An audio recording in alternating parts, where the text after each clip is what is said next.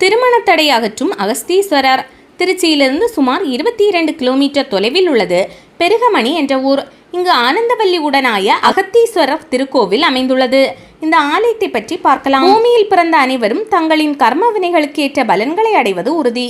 அதில் ஒருவரின் வாழ்க்கையின் முக்கியமான திருமண தடையும் இருக்கலாம். 30 வயதை கடந்தும் ஆண்கள் மற்றும் பெண்கள் பலருக்கு திருமணம் நடைபெறாமல் உள்ளது. இதற்கு பலவிதமான காரணங்கள் இருந்தாலும் அவை அனைத்தும் விலகி நிம்மதியாக வாழ்வதற்கு சித்தர்கள் மூலமாக சிவபெருமான் பல வழிகளை காட்டியுள்ளார். அவற்றில் ஒன்றுதான் இந்த பெருகமணி அகத்தீஸ்வரர் திருக்கோவில் வழிபாடு. இந்த ஆலயத்தில் உள்ள இறைவனையும் இறைவியையும் வழிபாடு செய்தால் திருமண தடை விலகி விரைவிலேயே திருமணம் நடைபெறும் என்கிறார்கள். இந்த ஆலயத்தில் கருவறையில் அகத்தீஸ்வரர் என்ற பெயரில் சிவபெருமான் வீற்றிருக்கிறார். இத்தல இறைவியின் திருநாமம் ஆனந்தவல்லி என்பதாகும். ஆலய தலவிருஷமாக வில்வ மரம் இருக்கிறது. பல கோடி யுகங்களுக்கு முன்பாக சிவபெருமான் தமிழ் மொழியை முருகப்பெருமானுக்கு கற்றுத்தந்தார்.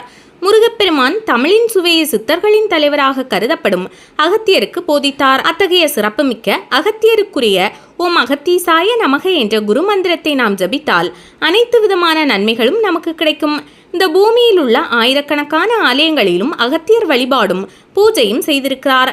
தவிர அகத்தியரால் உருவான ஆலயங்களும் ஏராளமாக இருக்கின்றன. அகத்தியரால் உருவாக்கப்பட்ட சிவலிங்கங்கள் மூலவராக அமைந்த ஆலயங்களுக்கு அகத்தீஸ்வரர் கோவில் என்றே பெயர் அமைந்திருக்கும். அகத்தியர் சித்தர்களின் தலைவராக போற்றப்படுவது போல பெண் சித்தர்களின் தலைவியாக அகத்தியரின் மனைவி லோபமுத்ரா போற்றப்படுகிறார். அகத்தியருக்கும் லோபமுத்ராவிற்கும் திருமணம் நடந்த இடமாகவே திருச்சியிலிருந்து கரூர் செல்லும் சாலையில் உள்ள பெருகமணி அகத்தீஸ்வரர் கோவில் திகழ்கிறது. ஒரு தலை சிறந்த சிவபக்தனை மணமுடிக்க வேண்டும் என்று லோபமுத்ரா சபதம் எடுத்திருந்தார். அதை நிறைவேற்றுவதற்காக அகத்தியர் பல்வேறு விதமான உபதேசங்களை லோபமுத்ராவுக்கு வழங்கினார். அதன் முடிவாக தான் எதிர்பார்த்த தலை சிறந்த சிவனடியார் அகத்தியர் என்பதை லோபமுத்ரா உணர்ந்து கொண்டார். அதன் பிறகு அவர்கள் இருவரும் இங்கு திருமணம் செய்து கொண்டதாக சொல்லப்படுகிறது. 30 வயதை கடந்தும் திருமணமாகாத ஆண்களும் பெண்களும் இந்த ஆலயத்திற்கு ஒரு முறை வந்து வழிபட்டால் விரைவில் திருமணம் நடைபெறும் என்பது நம்பிக்கை. அகத்தியர் பிறந்த நட்சத்திரமான ஆயில்ய நட்சத்திரம் அன்று இங்கே வருகை தருவது மேலும் சிறப்பான அருளை பெற்றுத்தரும் என்கிறார்கள். அப்படி வரும்போது இங்குள்ள மூலவருக்கும் அம்பாளுக்கும் ஒரு மரிக்கொழுந்து மாலை மற்றும் ஒரு மல்லிகைப்பூ மாலை அணிவித்து ஒரு முகூர்த்த நேரம் பிரார்த்தனை செய்ய வேண்டும்.